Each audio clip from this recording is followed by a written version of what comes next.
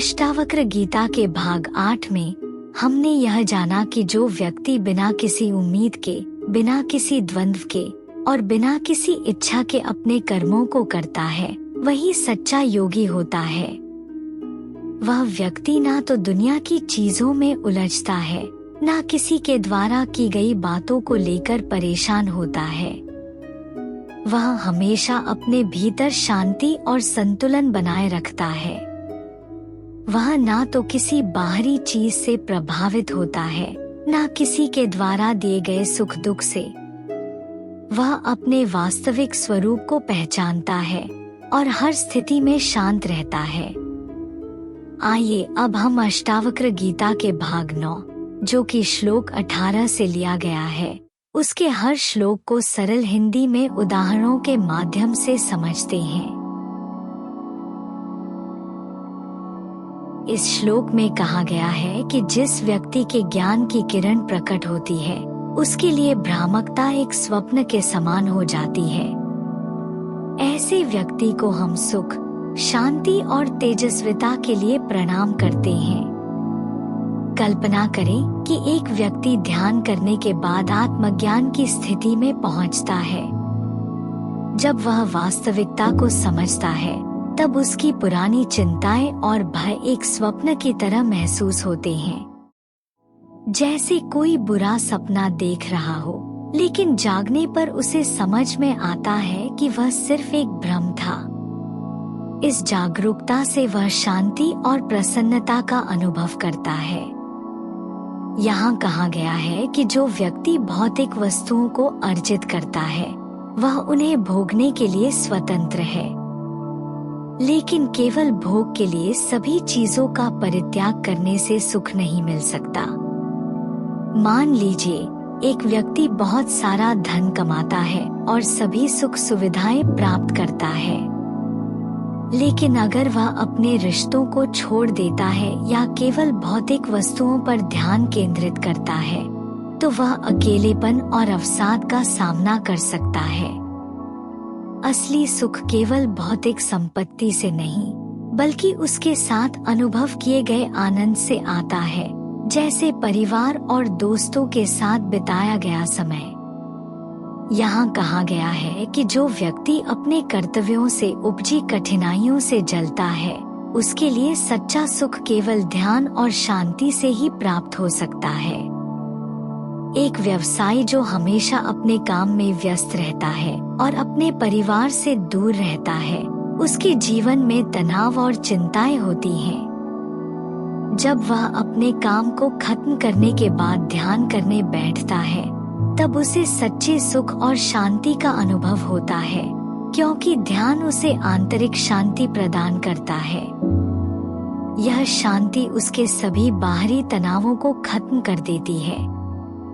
यहाँ कहा गया है कि यह सारा संसार केवल भावनाओं का खेल है। असल में कोई वास्तविकता नहीं है, सब कुछ केवल हमारे मन की रचना है। जैसे एक चलचित्र में विभिन्न पात्र और घटनाएं होती हैं, वास्तविकता में वे केवल पर्दे पर दिखाए गए चित्र हैं। जब हम इसे समझते हैं, तो हमें एहसास होता है कि हमारी परेशानियां और खुशियां भी केवल मन की रचना है।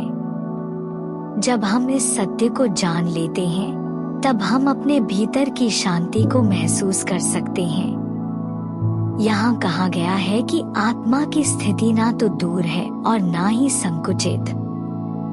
यह स्वतंत्र, सरल और निर्बाध है। एक व्यक्ति जो अपने जीवन में संतोषित है, उसे लगता है कि सभी चीजें उसके चारों ओर हैं। जैसे एक फूल जो अपने चारों ओर की सुंदरता को देखता है, उसे नहीं लगता कि उसे किसी विशेष चीज की तलाश करनी है। उसकी आत्मा हर जगह प्रसन्नता का अनुभव करती है। यहाँ कहा गया है कि जब कोई व्यक्ति केवल भ्रम से मुक्त होता है और अपने स्वरूप को पहचानता है, तो वह शोक से परे होता है और उसकी दृष्टि स्पष्ट हो जाती है। जैसे कोई व्यक्ति एक कठिन स्थिति से गुजर रहा है लेकिन जब वह अपने भीतर की शक्ति को पहचान लेता है तो वह खुद को मजबूत महसूस करता है। वह जानता है कि शोक केवल एक भावना है जो उसके मन में है, और जब वह उस पर काबू पाता है तब वह शांति और स्पष्टता का अनुभव करता है। यह श्लोक कहता है कि जब कोई व्यक्ति समझता है कि सब कुछ केवल एक कल्पना है, तब वह सच में मुक्त हो जाता है। ऐसे व्यक्ति को और क्या सीखना है, यह एक बालक की तरह है। एक साधक जो ध्यान में गहरी अंतर्दृष्टि प्राप्त करता है, उसे यह समझ में आता है कि उसके आसपास की दुनिया केवल उसकी सोच का परिणाम है। जैसे कोई कलाकार अपने चित्र को देखकर यह समझता है कि वह बस एक कल्पना है। उसे अपने काम से अलग होकर उसकी वास्तविकता को देखने की आवश्यकता नहीं है। वह अपनी मौलिकता में खुद को खोज लेता है। यहाँ कहा गया है कि जब कोई व्यक्ति यह निश्चित कर लेता है कि आत्मा और ब्रह्मा एक है, तब वह सभी इच्छाओं और भावनाओं से मुक्त हो जाता है। उसे यह समझ में नहीं आता कि उसे क्या करना चाहिए और क्या कहना चाहिए। जैसे एक योगी जो यह समझता है कि वह और ब्रह्मांड एक ही है, वह हर क्रिया में शांति से और बिना किसी इच्छा शक्ति के रहता है। जैसे एक बांसुरी जो केवल हवा में ध्वनि उत्पन्न करती है लेकिन खुद को नहीं जानती।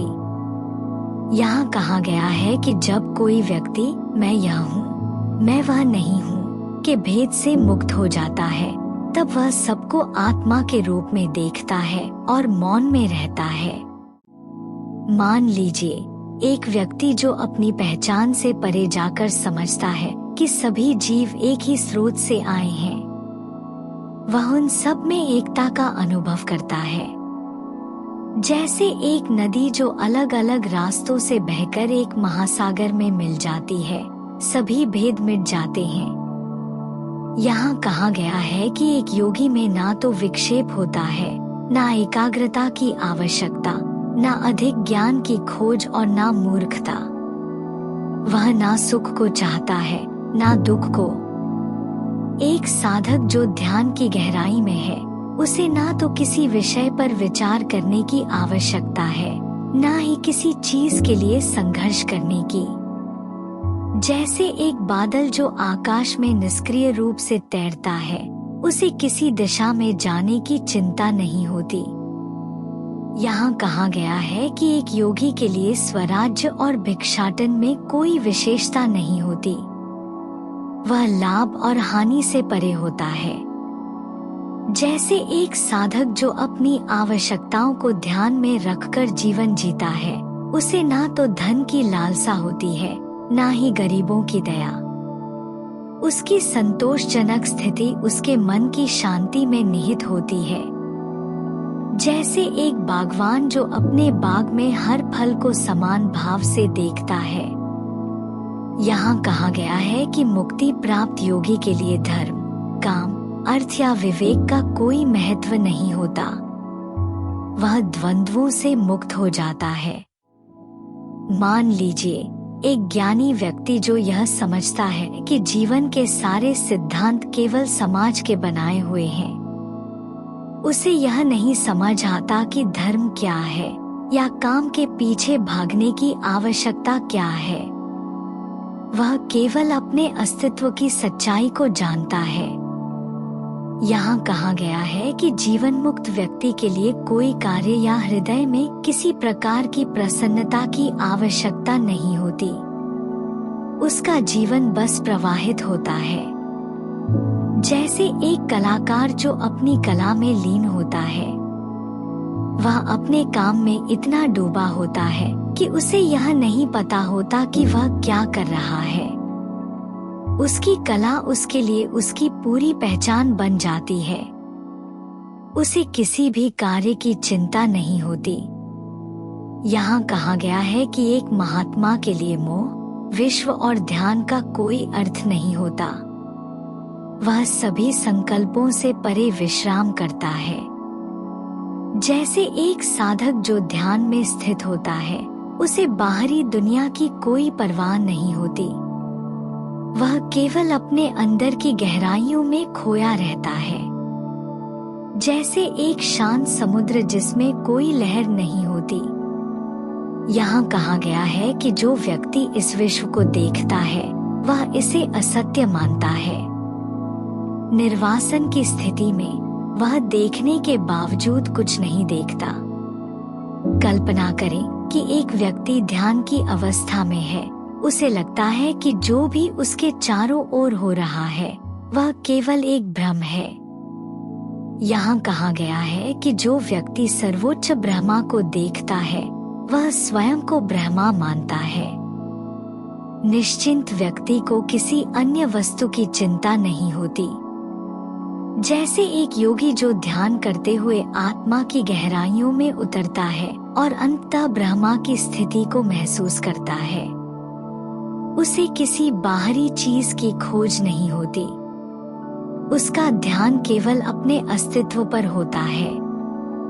यहाँ कहा गया है कि जिसने आत्म विक्षेप को देखा है, वह उसे रोकने का प्रयास करता है। लेकिन जो उदार है, वह विक्षिप्त नहीं होता और साध्य को ध्यान में रखता है। एक साधक जो अपनी इच्छाओं और विक्षेपों को देखता है, वह उन्हें नियंत्रित करने की कोशिश करता है। लेकिन जब वह समझ जाता है कि सब कुछ अस्थायी है, तब वह सहजता से चलता है। जैसे एक नदी जो अपने रास्ते में आने वाली चट्टानों से प्रभावित नहीं होती, वह अपने रास्ते को खोज लेती है।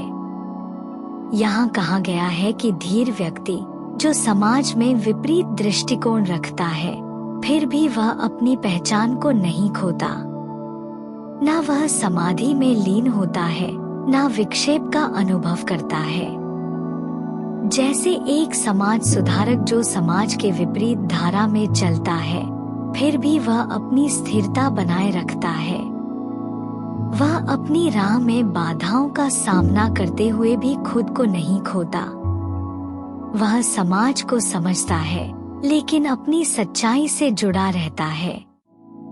यहाँ कहा गया है कि एक बुद्धिमान व्यक्ति जो भाव और अभाव से परे है, वह संतुष्ट और निर्वासित रहता है। उसके लिए कुछ भी कार्य नहीं होता और उसकी दृष्टि समाज की दृष्टि से परे होती है। एक योगी जो ध्यान के गहन स्तर पर पहुंचता है, उसे अपने आसपास की दुनिया में कोई रुचि नहीं रहती। वह इस संसार की माया को पहचान लेता है और उससे परे होता है। जैसे एक पक्षी जो आकाश में उड़ता है, उसे भूमि की चिंता नहीं होती। यहाँ कहा गया है कि धीर व्यक्ति के लिए प्रवृत्ति या निवृत्ति कोई भी कठिनाई नहीं है। वह जब भी जो कुछ करना चाहता है, वह उसे करता है और उसी में सुख अनुभव करता है। जैसे एक कलाकार जो अपनी कला में पूरी तरह डूबा होता है। जब वह चित्र बनाता है, तो वह प्रवृत्त होता है। जब वह आराम करता है, तो वह निवृत्त होता है। उसे दोनों ही स्थितियों में आनंद मिलता है। जैसे एक नदी जो बहते हुए शांत होती है और फिर किसी शांत जलाशय में प्रवाहित होती है, वह अपनी यात्रा का आनंद लेती है। जितना भी हमने अभी पढ़ा और सुना, आइए हम उसके मुख्य बिंदुओं को छोटे से सारांश के द्वारा एक साथ समझने की कोशिश करते हैं। जब व्यक्ति आत्मा का सही ज्ञान प्राप्त करता है, तब उसका भ्रम दूर हो जाता है और उसे शांति मिलती है। भोगों और दुनियावी सुखों का अर्जन करना जरूरी नहीं है, क्योंकि सिर्फ भोगों को छोड़ने से ही सुख नहीं मिलता। कर्तव्यों के पालन से दुख होता है, लेकिन ये दुख आत्मा की शुद्धि और तपस्या के लिए जरूरी होते हैं। इस संसार में केवल हमारी भावनाएं ही सच्ची हैं, पर असल में ये भावनाएं और उनका अस्तित्व परमार्थ में कुछ नहीं है। योगी का मन शांत और स्थिर होता है। वह किसी भी प्रकार के विचारों या द्वंद्वों से मुक्त रहता है। जो व्यक्ति यह समझता है कि आत्मा ही ब्रह्मा है, वह सांसारिक इच्छाओं से मुक्त हो जाता है और किसी भी भौतिक वस्तु के पीछे नहीं भागता। योगी का ध्यान भोग, संपत्ति या किसी भी बाहरी चीज पर नहीं होता। वह हर चीज को आत्मा में देखता है और सबसे एकता महसूस करता है। जो व्यक्ति निर्वासन में रहता है, उसका मन शांत और स्थिर रहता है। वह ध्यान में लगा रहता है और सारी सांसारिक इच्छाओं से मुक्त हो जाता है।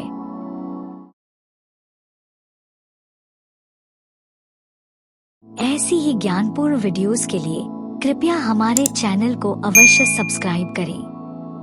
धन्यवाद।